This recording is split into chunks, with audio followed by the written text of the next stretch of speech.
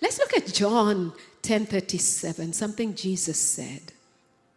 Because we're supposed to be managing this earth. Let's do it in the King James.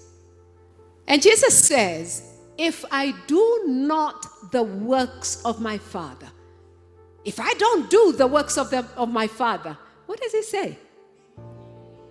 Don't believe a thing I say if I'm not doing miracles. If you don't see miracles, then don't believe anything that I say. That's what we should be staying with. You should tell people that. If I don't do the works of my Father, don't believe me. We're supposed to be performing miracles. It shouldn't be okay that we just talk the word, but there's no sign. Signs, wonders, and miracles, they're supposed to be there. We are for signs and wonders. I said that's what we are for.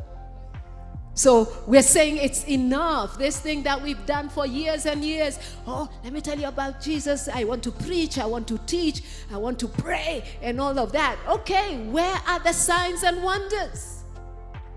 We've got to bring the miracles back and even decide for your life. See, these are the changes we were saying earlier that have to take place in us.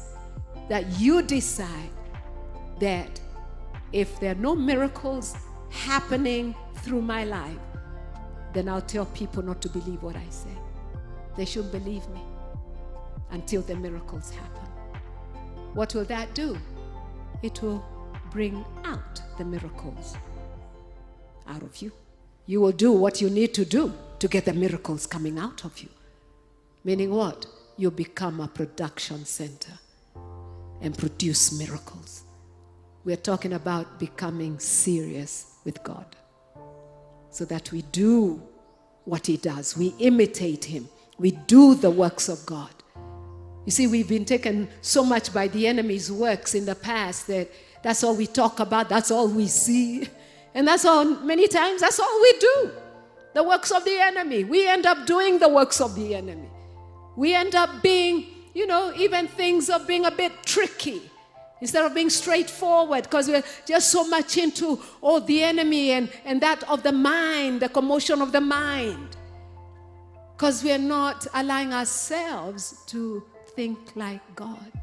If you don't allow yourself to think like God, and you decide that I've got to change in these areas of my life, I'll stop thinking the way I've been thinking.